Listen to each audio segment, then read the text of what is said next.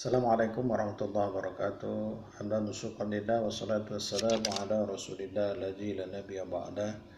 Bersyukur kita kepada Allah, serangkai salat dan salam kepada baginda Rasulullah sallallahu alaihi wasallam. Ibu jamaah rahimakumullah, senantiasa kita melakukan tausiah secara daring disebabkan karena satu hal. Oleh karena itu, hari ini kita mempelajari tentang pengertian mahar. Mahar secara etimologi adalah mas kawin atau al-mah disebut mas kawin. Secara terminologi artinya pemberian wajib dari calon suami kepada calon istri sebagai ketulusan hati calon suami untuk menimbulkan rasa cinta kasih sang istri kepada calon suami. Mahar juga disebut dengan istilah yang indah yaitu sidaqah. Sidaq yang berarti kebenaran jika makna mahar lebih dekat kepada syariat agama dalam rangka menjaga kemuliaan peristiwa suci. Salah satu dari usaha Islam ialah memperhatikan dan menghargai kedudukan wanita, itu memberinya hak untuk memegang urusannya.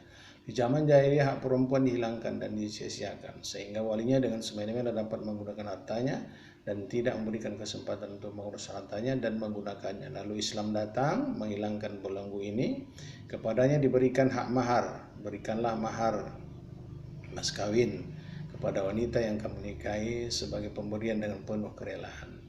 Kemudian jika mereka menyerahkan kepada kamu sebagai dari mas kawin dengan senang hati, maka makanlah, ambillah pemberian itu sebagai makanan yang sedap lagi baik akibatnya. Nisa ayat 4. Namun bila istri memberikan maharnya dalam keadaan takut, malu atau terpaksa, maka tidak halal menerimanya. Allah Subhanahu wa taala berfirman, dan jika kamu ingin mengganti istrimu dengan istri yang lain sedang kamu tidak memberikan kepada seorang di antara mereka harta yang banyak, maka janganlah kamu mengambil kembali daripadanya sebarang sedikit pun. Apakah kamu akan mengambilnya kembali dengan jalan tuduhan yang dusta dengan menanggung dosa yang nyata? Maksudnya ialah menceraikan istri yang tidak disenangi dan kawin dengan yang baru, sekalipun ia menceraikan istri yang lama itu bukan tujuan untuk kawin, namun meminta kembali pemberian itu tidak dibolehkan.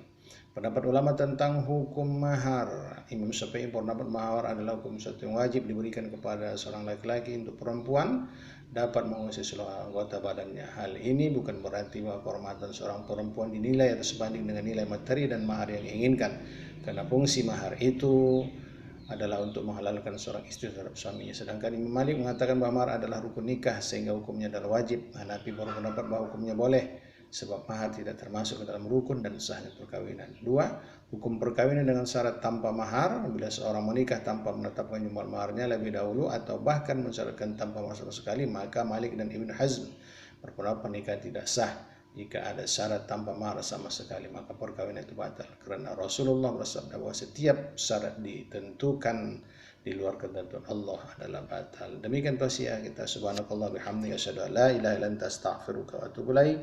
Assalamualaikum warahmatullahi wabarakatuh.